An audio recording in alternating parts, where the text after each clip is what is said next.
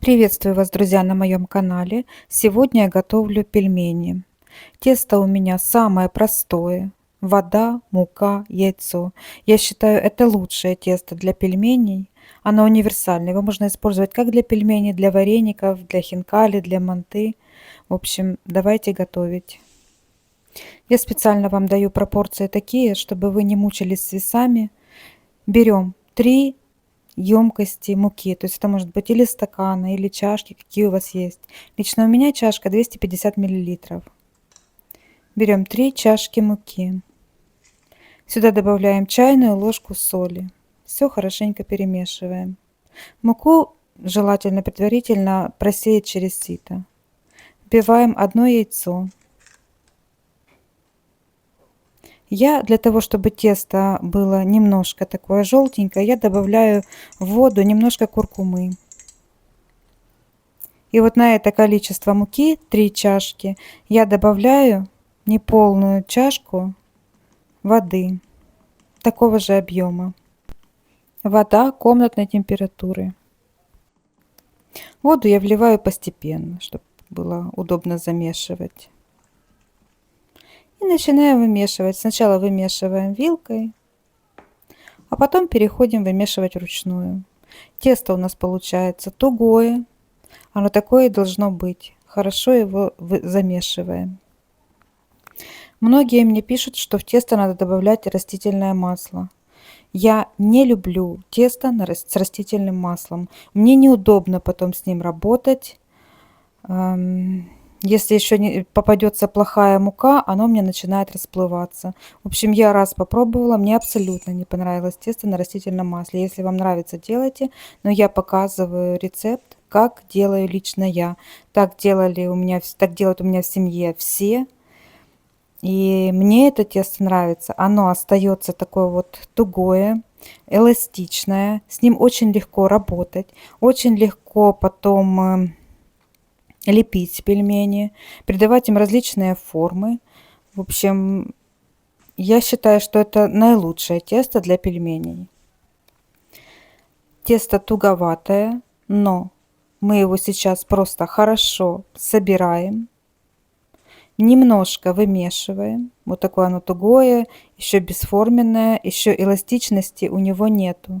Ложим его в пакет, либо же просто сверху накрываем мисочкой и оставляем на 5-10 минут, чтобы начала работать клейковина. И вы посмотрите через 5 минут, какое будет прекрасное тесто, легкое, податливое к работе. Пельмени у меня сегодня будут с куриного фарша. Поэтому в фарш я ничего тоже не добавляю особо. Здесь идет лук на мелкой терке, соль, сушеный чеснок, черный перчик и грамм 30 воды. Смотрите, какой у вас фарш. Если фарш сильно сухой, добавляйте водички, чтобы он был сочный. Фарш приготовили. Я фарш пока отправила в холодильник. Занимаюсь тестом. Тесто после отлежки у нас получается просто идеальное. Оно получается эластичное, вот такое вот, податливое, с ним уже очень легко работать. Начинаем вымешивать. Я вымешиваю еще примерно, минуток 5. Когда будете вымешивать, вы сразу почувствуете под руками, как меняется тесто и становится эластичным. И в этот момент уже можно с ним работать. Все, после того, как я его вымешала, я режу небольшими кусочками, чтобы мне легко было его раскатывать. Я не делаю огромные там пласты. Кусочек отрезала. Это когда у вас много помощников, тогда можно раскатывать огромный пласт сразу и вырезать. Я делаю небольшими кусочками. Я никуда не спешу, поэтому время у меня есть, поэтому я так занимаюсь. И я всегда раскатываю.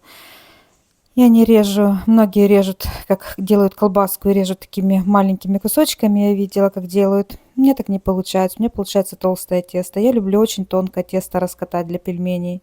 Поэтому я раскатываю. Я же говорю, это тесто очень хорошо поддается раскатке, очень хорошо поддается потом лепке. И что мне в нем нравится, что его можно раскатать тонко-тонко.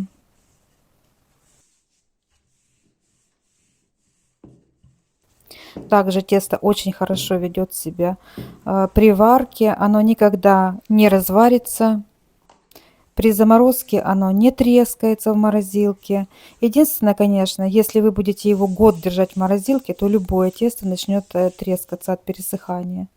Поэтому пельмени рекомендуют в морозильной камере держать не более полугода. Я обычно пельмени делаю в морозилке на месяц. Больше месяца они у меня никогда не лежат. Все, раскатала пласт очень тоненько. И берем любую форму, у меня стакан, и вырезаем кружочки. Чтобы стакан не прилипал, его просто окунаете в муку и дальше вырезайте. Или какая-то другая форма, не обязательно стакан.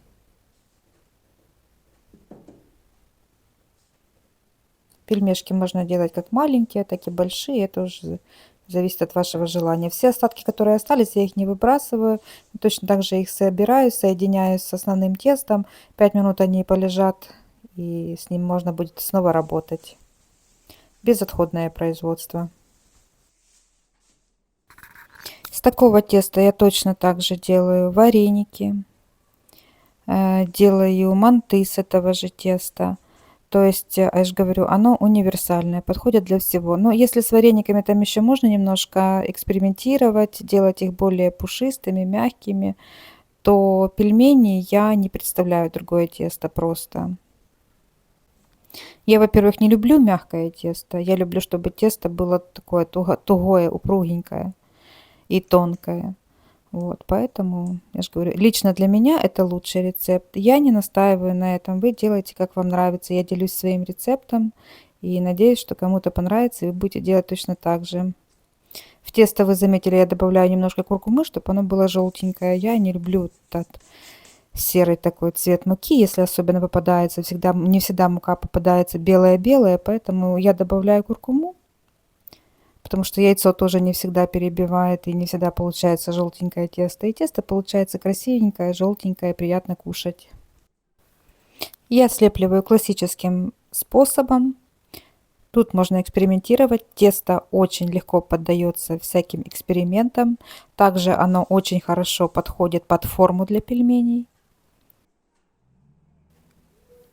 А вот когда я проэкспериментировала растительным маслом, то в пельменице вообще мне невозможно было его. Оно все прилипает. Ну, в общем, не знаю почему.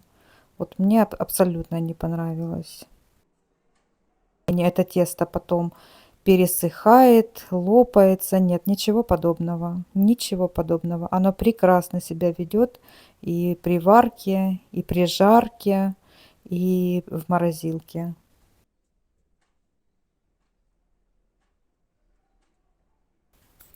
Из этого количества теста у меня получилось 90 штук пельменей. Но здесь все зависит от формы, которую вы будете вырезать. Возможно, у вас получится и больше. У меня они такие средние, не маленькие. Фарша ушло 600 грамм. Одну партию я сейчас сварю, одну партию я заморожу. В кипящую воду я добавляю 2 столовые ложки растительного масла. Это обязательно. Обязательно воду нужно посолить. Я добавляю еще лавровый лист. И иногда я еще ложу кубик бульонный, так как муж у меня любит есть пельмени в юшечке со сметанкой. Я люблю есть с уксусом, с черным перцем. Сын предпочитает с майонезом. В общем, у всех разный вкус. Интересно, кто как из вас любит кушать пельмени и с чем?